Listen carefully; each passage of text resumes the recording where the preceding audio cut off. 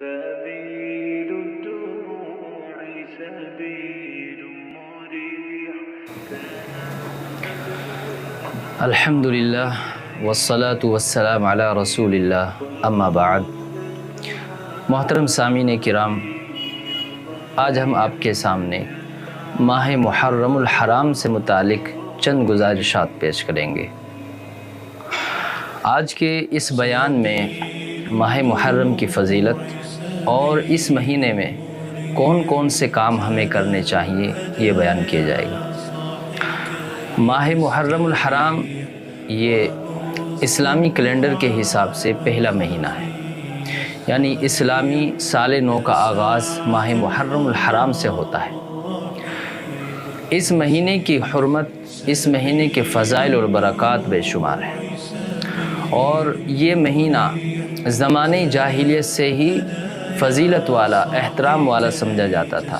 یہی وجہ تھی کہ زمانۂ جاہلیت کے اندر لوگ لڑائی کو موقوف کر دیا کرتے تھے، جنگ و جدال سے الگ ہو جایا کرتے تھے، اور اس مہینے کی حرمت کو، تقدس کو، عظمت کو اسلام کے اندر بھی برقرار رکھا گیا. اور اس مہینے کی حرمت کو اللہ تعالیٰ نے قرآن کریم کے اندر بھی بیان فرمایا، اور نبی کریم صلی اللہ علیہ وسلم نے بھی حدیث شریف کے اندر اس کی فضیلت کو بیان فرمایا. چنانچہ سورہ توبہ آیت نمبر 36 کے اندر اللہ رب العزت نے ارشاد فرمایا، ان عدت الشہور عند اللہ 12 شہرا فی کتاب اللہ یوم خلق السماوات والارض منها 4 حرم. بے شک اللہ رب العزت کے نزدیک مہینوں کی تعداد 12 ہے اللہ کی کتاب میں، اس دن سے جس دن اللہ رب العزت نے زمین و آسمان کو پیدا کیا. ان میں سے 4 مہینے عظمت والے ہیں. حدیث شریف کے اندر اللہ کے رسول صلی اللہ علیہ وسلم نے ان 4 مہینوں کی وضاحت فرمائی ہے کہ وہ 4 مہینے کون سے ہیں. تو ان 4 مہینوں کے بارے میں ارشاد فرمایا کہ وہ ذی قعدہ، ذی الحجہ، محرم الحرام اور رجب المرجب ہے. اسی طریقے سے نبی کریم صلی اللہ علیہ وسلم نے بھی حدیث شریف کے اندر ارشاد فرمایا کہ رمضان شریف کے روزوں کے بعد سب سے افضل ترین روزے وہ اللہ کے مہینے ماہ محرم الحرام کے روزے ہیں. علامہ امام نووی رحمۃ اللہ علیہ فرماتے ہیں کہ نبی کریم صلی اللہ علیہ وسلم نے اس حدیث شریف کے اندر اس مہینے کی نسبت اللہ رب العزت کی جانب فرمائی ہے، یعنی اللہ کا مہینہ کہا ہے، جو کہ اس مہینے کی فضیلت کے لیے، عظمت کے لیے کافی ہے.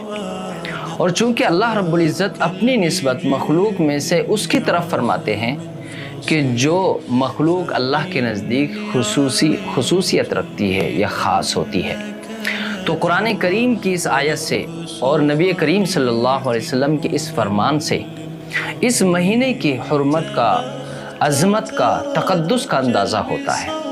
یہاں پر میں ایک بات آپ سے عرض یہ کرنا چاہتا ہوں. بہت سارے لوگ ہیں کہ جو یہ سمجھتے ہیں یا اس طرح کی بات کرتے ہیں کہ اس مہینے کی جو عظمت ہے، اس کا جو احترام ہے، وہ اس لیے ہے کہ جگر گوشہ بطول نواسہ رسول حضرت سیدنا حسین ابن علی رضی اللہ تعالی عنہ کی شہادت کا واقعہ اسی مہینے میں ہوا تھا، یعنی سانحہ کربلا اسی مہینے میں واقع ہوا تھا، اور حضرت حسین ابن علی رضی اللہ تعالیٰ عنہ کی شہادت وہ 10 محرم الحرام کو ہوئی تھی. اس لیے لوگ یہ سمجھتے ہیں کہ اس مہینے کی فضیلت وہ شہادت حسین کی وجہ سے ہے، جبکہ ایسا بالکل سمجھنا غلط ہے.